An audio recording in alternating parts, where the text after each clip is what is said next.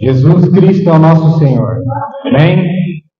Vamos abrir nossas Bíblias no Evangelho de João, capítulo 20, verso 31.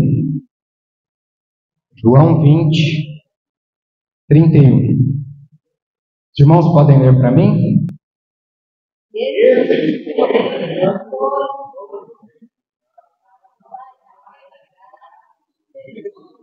Cristo, o Filho de Deus, e para que crendo tenhais vida em seu nome. Vamos orar pela mensagem. Querido Deus e Pai, nesta manhã, nesta noite, Senhor, nós entregamos o nosso coração a Ti. Entregamos a nossa pessoa ao Senhor. Porque sem Ti, Senhor, nós não somos nada. Sem Ti, Senhor, não podemos caminhar. Não faz sentido, Senhor, estar aqui se não for para Te louvar, para Te engrandecer. Porque o Teu nome está acima de todo nome. Tu és verdadeiramente o Filho de Deus. Tu és Deus. Senhor, muito obrigado. Porque, Senhor, nos tem conduzido até aqui. A Sua palavra, Senhor, a Sua misericórdia é a causa de nós não sermos consumidos. Por isso, Senhor, nesta noite, queremos ouvir a Tua voz, para que Cristo cresça e que cada um de nós e a mim diminua, a ponto que nós não consigamos nos enxergar, porque nós só queremos olhar para Cristo, porque Tu és o centro, Tu és o autor e consumador da nossa fé. Graças Te damos e nós oramos em nome de Jesus. Amém. Irmãos, todo final de semana nós temos estudado até aqui o Evangelho de João. E esse Evangelho tem nos ajudado, semana após semana, a nós olharmos a pessoa de Jesus de uma maneira diferente. A nós estudarmos com mais afinco, com mais firmeza as Escrituras, a Palavra de Deus. E este Evangelho de João, sem sombra de dúvidas, é uma das obras literárias mais conhecidas de toda a humanidade. Neste sábado, nós vamos fazer algo diferente. Cada semana nós temos estudado capítulo após capítulo, mas neste sábado nós vamos trazer uma visão panorâmica do livro de João, abordando o capítulo 1 até o capítulo 8. No final de semana seguinte, o irmão Sérgio irá nos ajudar com o capítulo 9 até o capítulo 16, e no dia 30 e 31, onde teremos a nossa comunhão com o corpo de Cristo, o irmão Gerson irá nos trazer a palavra de João 17, que era a sequência que nós iríamos falar hoje. Então, nessa noite nós vamos abordar do capítulo 1 até o capítulo 8. E como eu falei, este evangelho é uma das obras literárias mais conhecidas de toda a humanidade. Sem sombra de dúvidas, o Evangelho de João, ele influenciou pessoas e conduziu pessoas a Cristo. E este Evangelho ele foi escrito no final do primeiro século, e este Evangelho, ele, além de ter sido escrito no final do primeiro século, os demais outros evangelhos sinóticos, Mateus, Marcos e Lucas, eles já circulavam nas igrejas naquele período. E este evangelho, ele foi escrito por João quando os demais outros apóstolos já haviam sido mortos e mortos pelo viés do martírio. Neste período, João escreve este evangelho para defender a igreja cristã e defender o cristianismo de um ataque ferrenho que ameaçou a igreja durante os 3 primeiros séculos, a respeito de algumas heresias que circulavam naquela época. Eram algumas heresias que misturavam o judaísmo com as filosofias gregas. Havia o gnosticismo, onde falsos profetas pregavam e diziam ter mais revelações do que os apóstolos da Bíblia, do que os profetas e até mesmo que Jesus Cristo. E à medida que eles passassem esses conhecimentos, essas heresias, aí para a igreja, para as pessoas, aqueles que aceitassem, recebessem e praticassem, teria uma ascensão mais rápida ao reino de Deus. Já os gregos, com as suas filosofias, pregavam a respeito de uma outra heresia chamada dualismo, que dizia que o corpo, que a matéria era ruim e o espírito era bom. Então Jesus, ele, sendo Deus, jamais poderia ter se tornado homem, porque homem é corpo, corpo é matéria e matéria é ruim. Então, neste período, João se levanta para escrever este evangelho, para defender uma tese. A tese de que Jesus Cristo é verdadeiramente Filho de Deus e Ele é Deus. Então, João neste evangelho nos separa dois argumentos irrefutáveis. Dois fatos e contra fatos não há argumentos. O primeiro fato que João nos mostra é selecionar as 7 expressões que Jesus utiliza, eu sou. Essa mesma expressão, eu sou, utilizada em Êxodo 3,16 por Deus, aparecendo a Moisés naquela sarça ardente, dizendo, vá até eles e diga que o eu sou está te enviando. De fato, Jesus, ele é Deus e ele é Filho de Deus. O outro segundo fato que João nos apresenta neste evangelho é separar 7 milagres. 7 é o número da perfeição e milagres somente Deus pode fazer. Então, nos é apresentado 7 milagres aqui neste evangelho, que Jesus faz, que Jesus realiza. E neste evangelho de João, o seu primeiro capítulo, inicia dizendo que no princípio era o Verbo estava com Deus e o Verbo era Deus. Mas que princípio é esse? Que princípio é esse aqui que João utiliza? Perceba que este princípio, no princípio, ele faz um contraste com Gênesis 1:1, que diz que no princípio Deus criou os céus e a terra. Então este princípio é quando nada existia, quando o céu não existia, quando a terra não existia, quando a lua não existia, o sol, os animais, os seres humanos não existiam, Jesus, o Verbo eterno, o Verbo divino, ele já existia. E não só isso, ele estava com Deus. E essa expressão estava com Deus no grego, a palavra que é prostoteon, que significa face a face. Deus Pai, face a face com Deus Filho, tendo plena comunhão e glória antes de que tudo existisse. Mas de que maneira esse verbo estava antes de tudo ser criado? Será que ele estava de maneira passiva, de braços cruzados? Não. Este verbo estava de maneira ativa, porque ele é o agente da criação.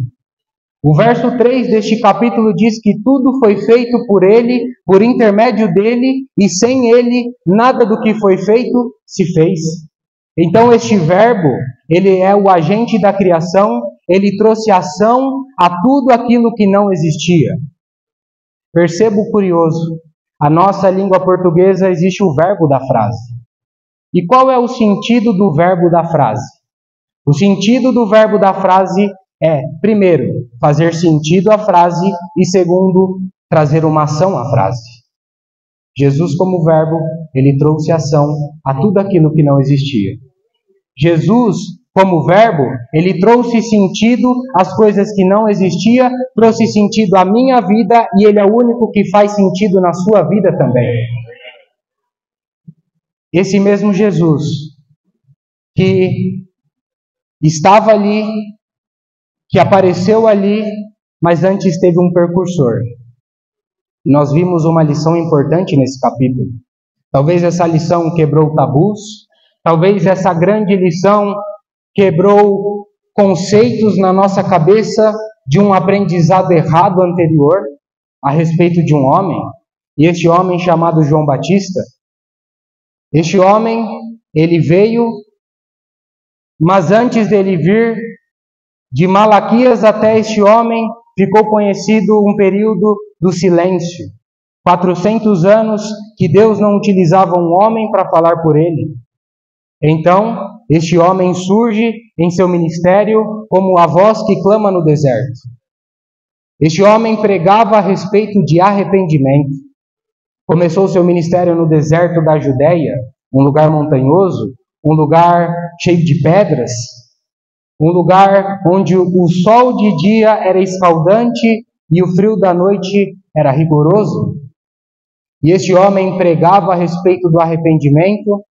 Muitas pessoas se converteram pela pregação dele, muitas pessoas se arrependeram pela sua pregação, muitas pessoas confessaram os seus pecados e foram batizadas.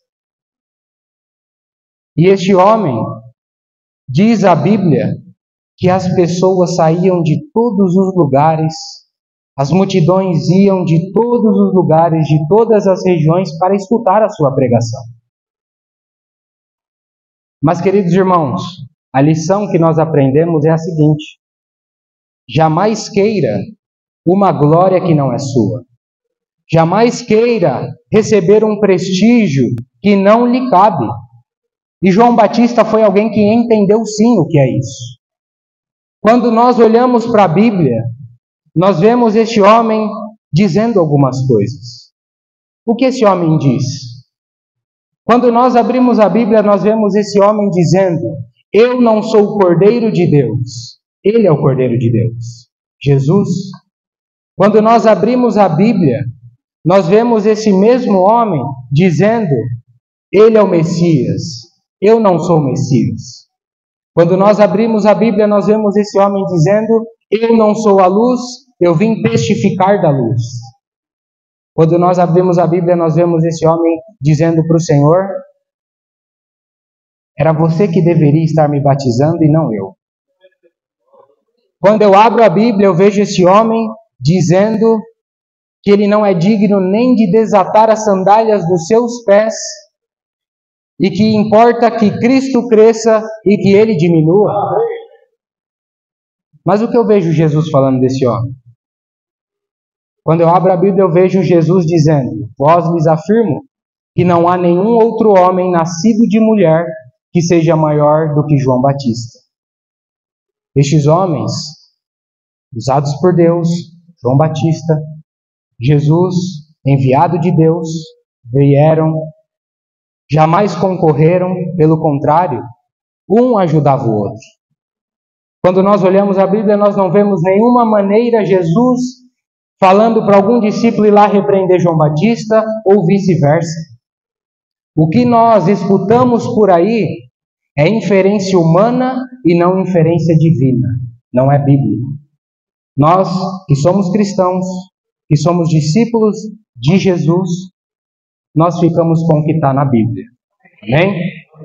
Esse mesmo Jesus que um dia foi convidado para um casamento, no capítulo 2, um casamento em Caná da Galileia, e neste casamento estava sua mãe, Maria, e Maria, ela diagnostica um grande problema na festa. Ela percebe que existe um grande problema na festa, que o vinho da festa não iria atender a demanda dos convidados. Então Maria percebe o problema e vai até Jesus levar o problema e diz: Jesus, o vinho está acabando.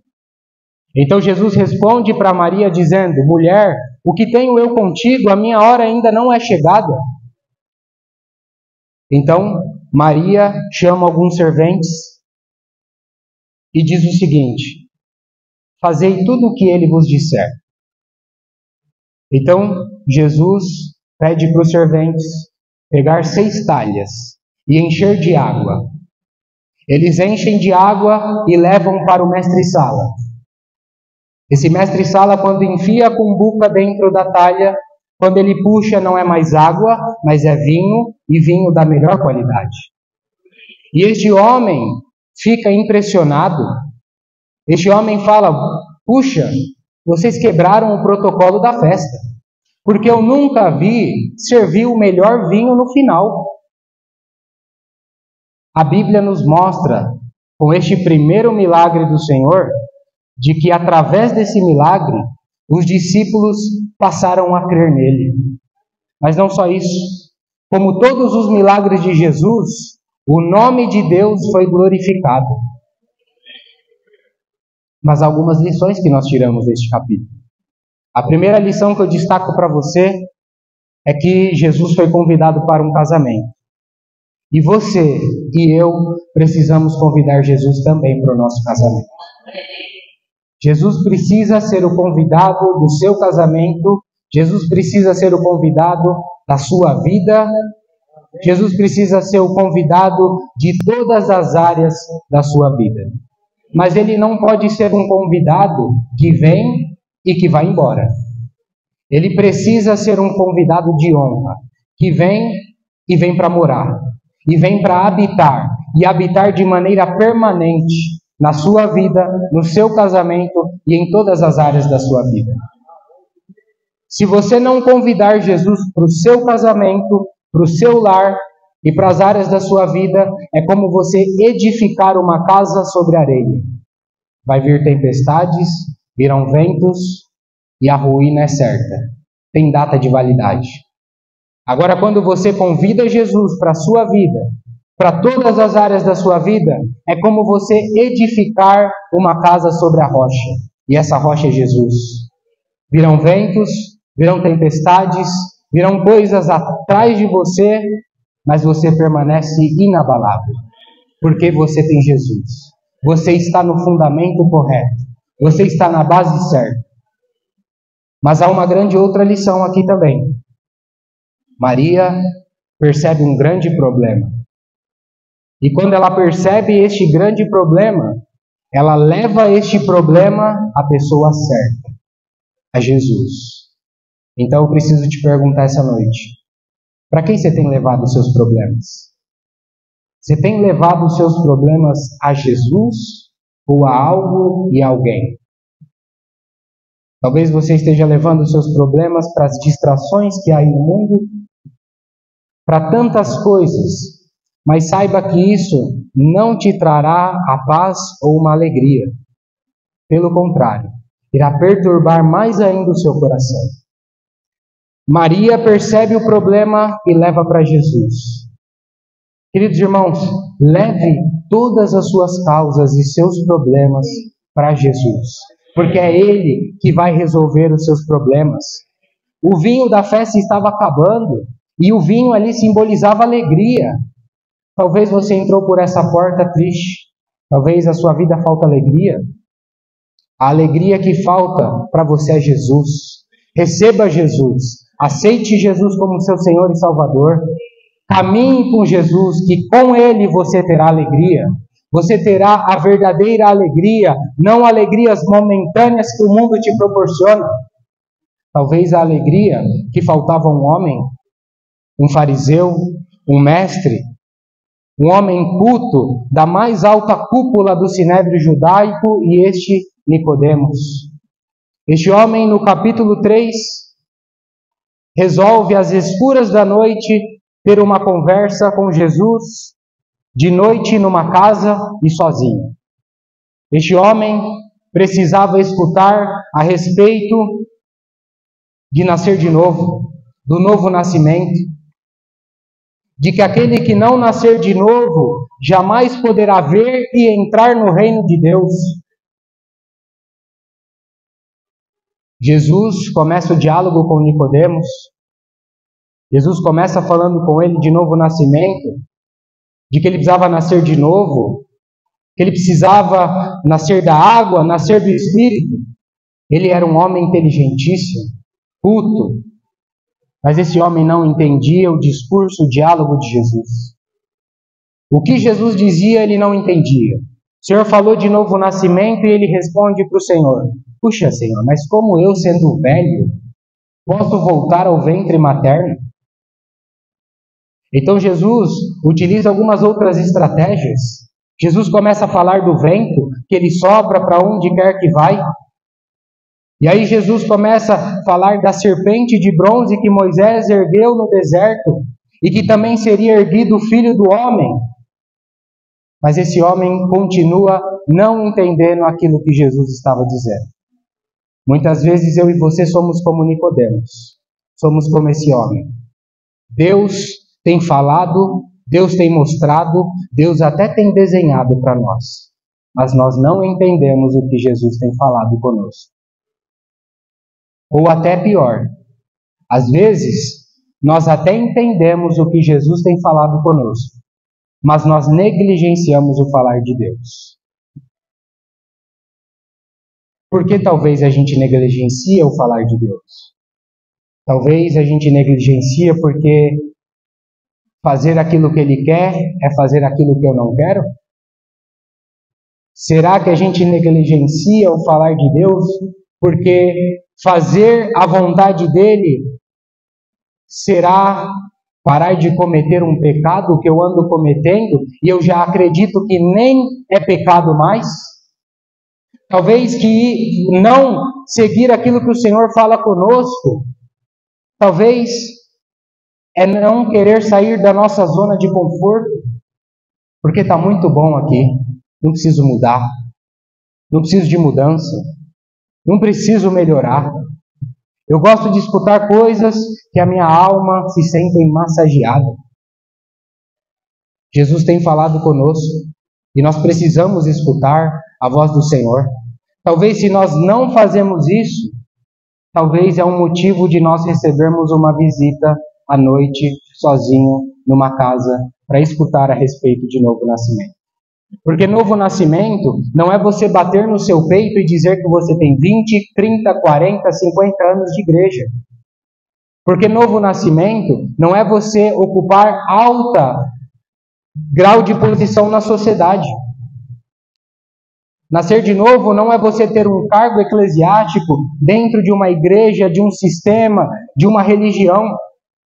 Nascer de novo é você nascer do alto, é você nascer do Espírito e você ter o Espírito Santo governando a sua vida para fazer coisas inéditas, coisas que você jamais fez, ter uma mudança verdadeira.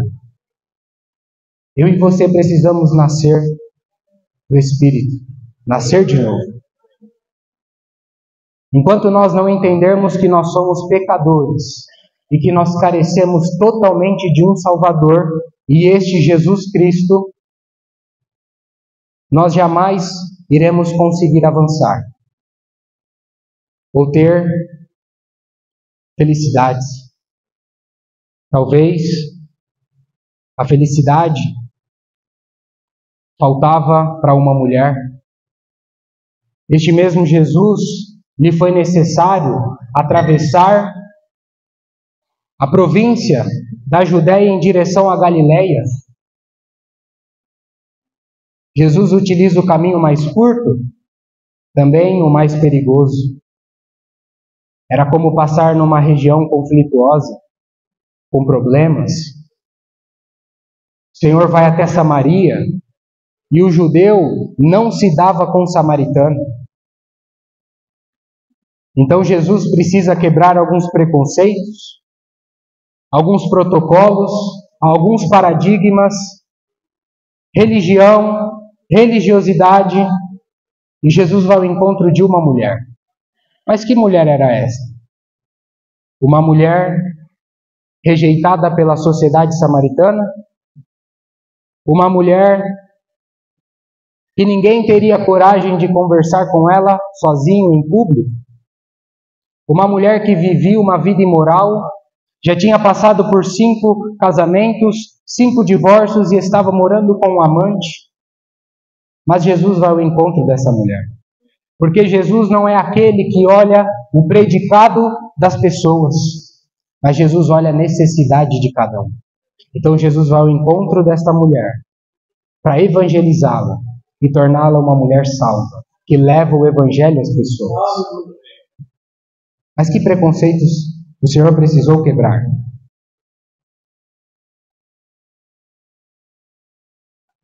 O primeiro preconceito que Jesus quebra é o preconceito cultural.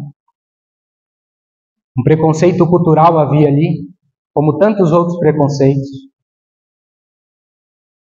Jesus envia seus discípulos à cidade de Sicar para comprar pão. A palavra Sicar no original significa cidade dos bêbados.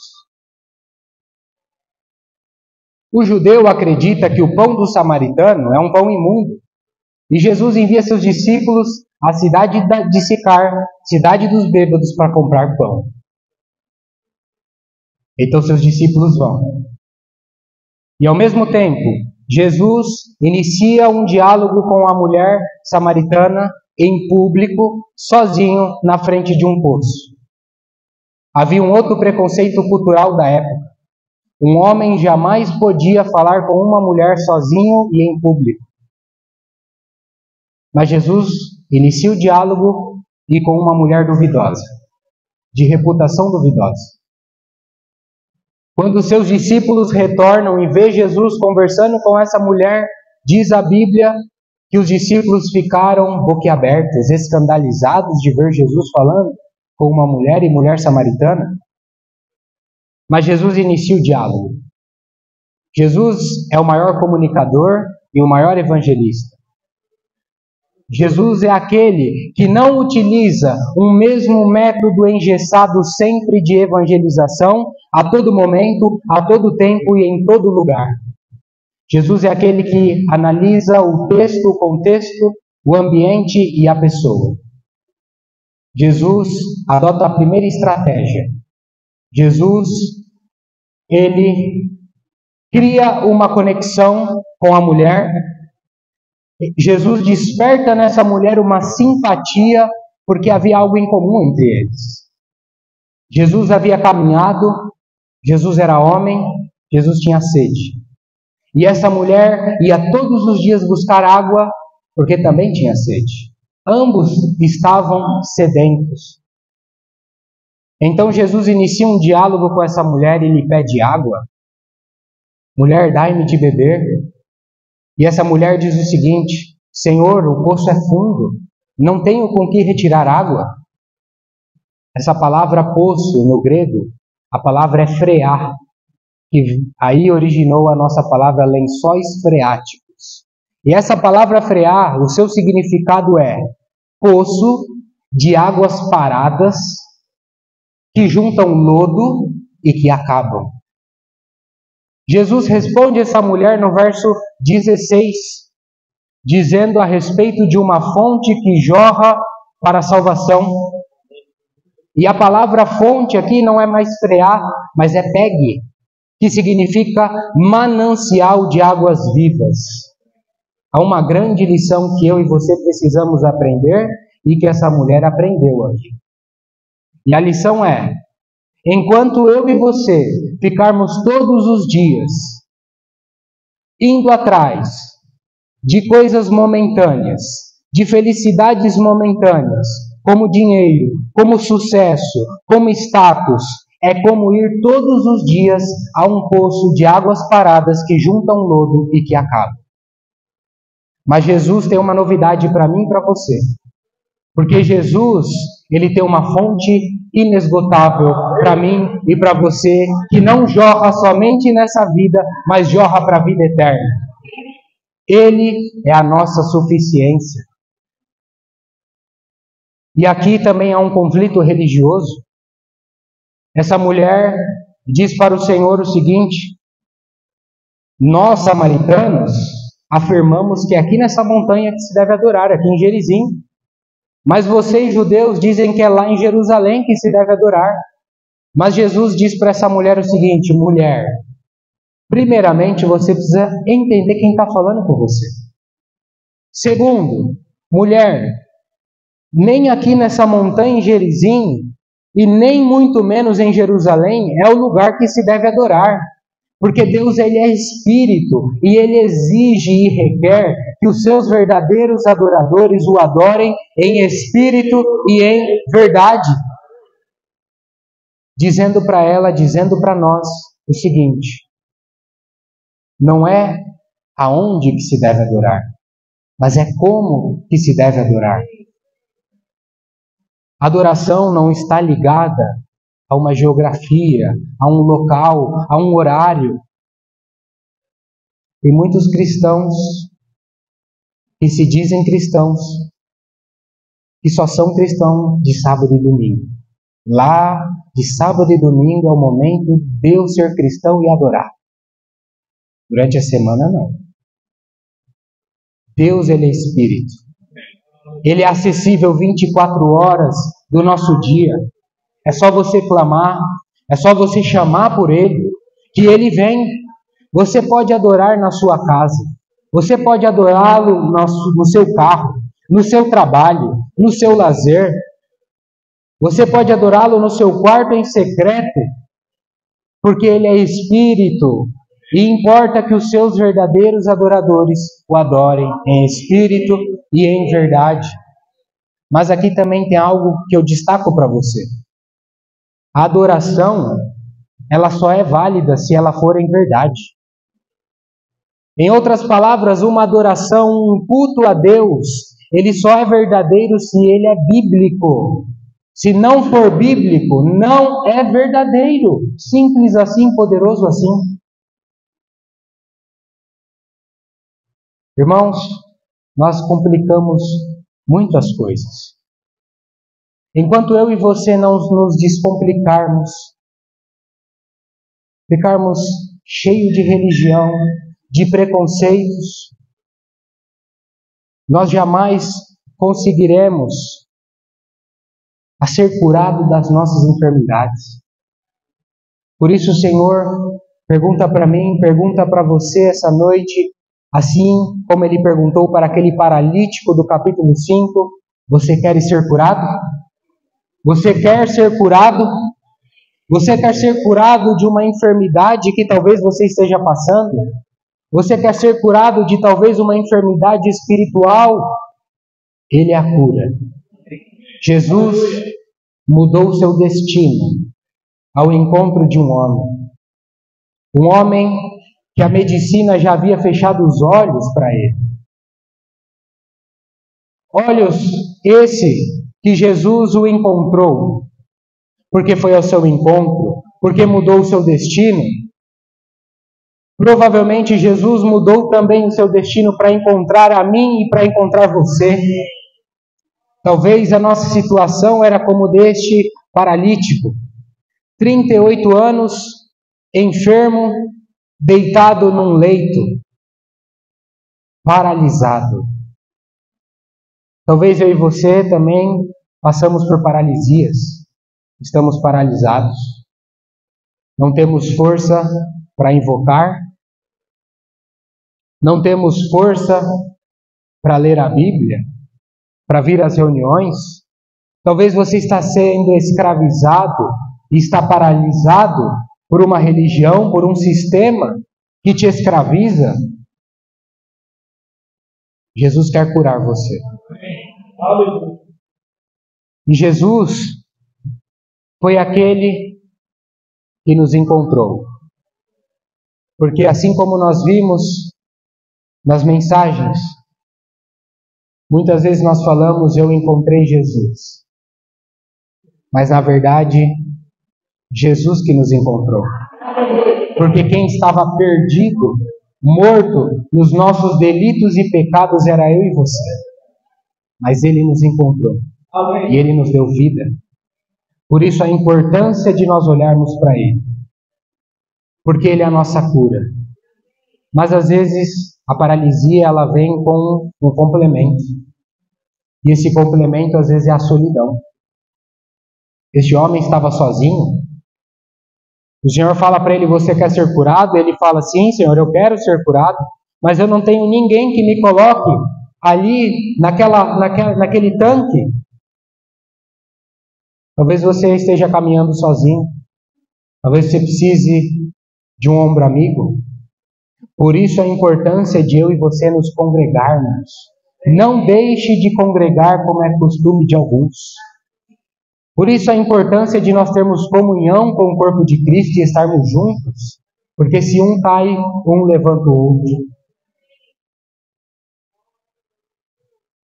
Enquanto nós ficarmos engatinhando, nós não vamos conseguir avançar. Jesus dá uma ordem para esse homem. Toma o teu leito e anda. Perceba que a ordem não foi inversa. Anda e depois toma o teu leito. Isso significa o que para nós? que há coisas que nós não podemos deixar para trás. Talvez você tenha deixado a confissão de pecados a Deus, ou talvez você tenha deixado a falta de perdão a alguma pessoa, algum irmão, algum familiar. Enquanto você caminhar com coisas que te prendem, você jamais conseguirá ver os milagres de Jesus. Milagres do capítulo 6. Milagre a uma multidão faminta, ensandecida, uma multidão que talvez seja o meu contraste e o seu contraste, que vai atrás do Senhor com a motivação errada, que vai atrás do milagre, mas não do Senhor dos milagres. Ali há um grande problema, alimentar uma multidão faminta. Os seus discípulos ali quebram a cabeça para ver como eles vão conseguir administrar esse problema. Então, vem André, vem Felipe com algumas sugestões, e Jesus está ali do lado olhando e falando: puxa vida, quando é que esses camaradas aí vão entregar o problema para mim para eu resolver? Às vezes é eu e você que está tentando dar o nosso jeitinho, colocando a nossa mão nas coisas, e Jesus está do lado. Quando é que esse camarada vai orar e pedir o socorro para mim, para eu vir com o milagre? Quando os discípulos entregam nas mãos do Senhor e param de querer dar seu jeitinho, o milagre acontece. Em outras palavras, o milagre só acontece na minha vida e na sua vida quando nós abrimos falência de nós mesmos. Jesus efetua um milagre mais bem público e registrado, pois ele aparece em todos os evangelhos. Jesus, ao efetuar o milagre, ele recebe tão pouco, recebe 5 pães e 2 peixinhos, no diminutivo, segundo a Bíblia, para alimentar uma vasta multidão. O que Jesus faz? Ele recebe o pouco, ele levanta e dá graças a Deus. Eu e você recebemos o pouco e com o pouco murmuramos. Com o pouco nós esbravejamos, xingamos e colocamos a culpa a Deus por ter nos dado pouco. Ou até mesmo recebemos o muito de Deus e fazemos até pior, negligenciamos as pessoas, negligenciamos para os de casa. Se fazemos isso, repito, talvez devemos receber uma visita de noite na nossa casa e escutar a respeito de novo nascimento. Jesus efetua o milagre e perceba, em Lucas, como é narrado, e é mais detalhista, nos mostra que Jesus faz grupos de 50 e de 100. Jesus põe ordem ali, porque Jesus entende que uma multidão faminta produz o caos, produz a bagunça e produz a gritaria, porque tem fome. E o nosso Jesus, o nosso Deus, que é maravilhoso, Ele é um Deus da ordem, Ele é um Deus da decência. E para as irmãs, o nosso Deus, Ele é um Deus charmoso, um Deus elegante. As irmãs vão entender isso. O nosso Deus, Ele efetua um milagre, e quando Ele efetua o milagre, Ele dá uma ordem aos discípulos: dar-lhe vós mesmos de comer. Jesus efetua o milagre, mas Ele não distribui o milagre, nos mostrando que o Senhor já fez tudo por nós. Ele já fez um milagre na nossa vida. Ele já foi à cruz. Ele já pagou um alto preço por mim e por você. A incumbência de alimentar, de pregar, de apacentar e de amar as pessoas e acolher é de nós como os discípulos do Senhor. Mas há uma grande lição também que eu destaco, e a lição é: quando Jesus finaliza o milagre, a multidão vai embora sem fome, pelo contrário, muito agradecida e cheia. Jesus ordena aos seus discípulos a recolher os pães, os peixes em cestas, nos mostrando o quê? O que nós aprendemos nisso?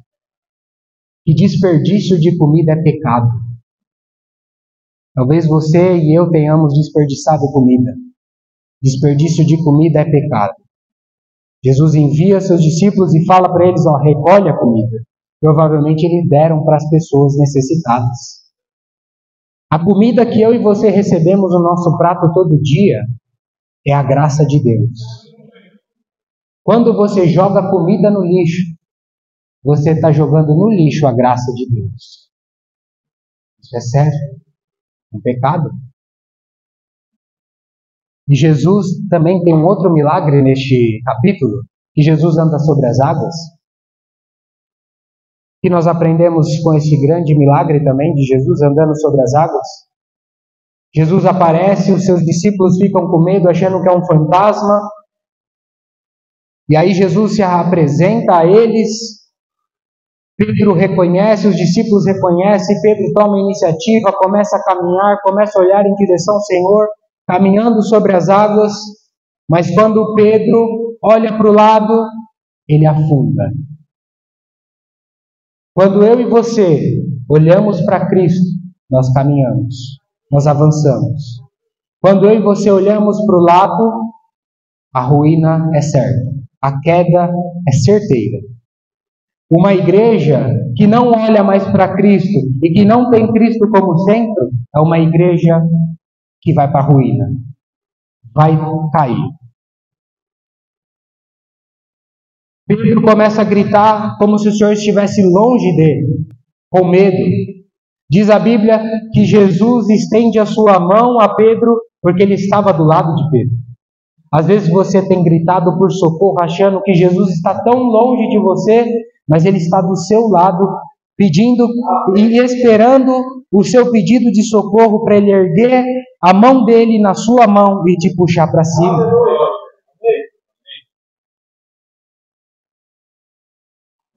Mas há uma outra lição que nós aprendemos aqui. Jesus, ele sempre vem para aqueles que pedem socorro. Às vezes o socorro pode demorar. Mas demora por quê? Porque às vezes nós queremos o nosso tempo, do nosso jeito e do nosso modo. Mas o tempo de Jesus é um tempo perfeito. Aquilo que os discípulos não conseguiam administrar, como a tempestade forte, aquele mar revolto, atemorizaram eles, deixaram eles nervosos, deixaram eles com medo. Aquilo que eu e você nós não administramos, aquilo que é maior do que eu e você, aquilo que conspira contra você, Jesus está literalmente andando por cima. Porque Ele é maior do que tudo e do que todos os seus problemas. Esse mesmo Jesus que se levantou no último dia da festa e exclamou dizendo: quem tem sede, vem a mim e beba. Que festa era essa? Era a festa dos tabernáculos. Uma das principais festas dos judeus, uma festa que durava 7 dias. Havia uma grande procissão em direção ao tanque de Siloé, liderada pelo sumo sacerdote, onde eles lembravam com alegria, com coração honroso, pelos feitos de Deus, os tirando com mão forte do Egito.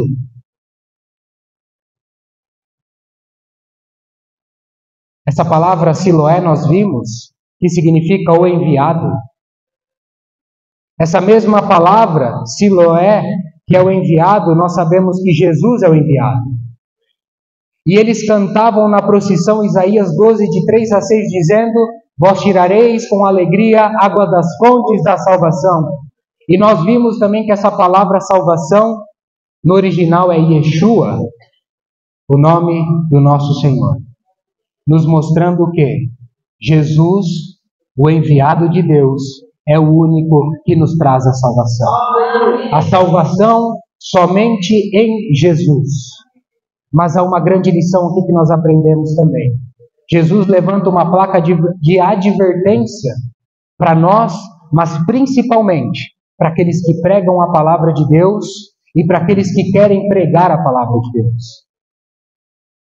Jesus, no verso 18, diz o seguinte: aquilo que eu tenho falado, eu não falo de mim mesmo.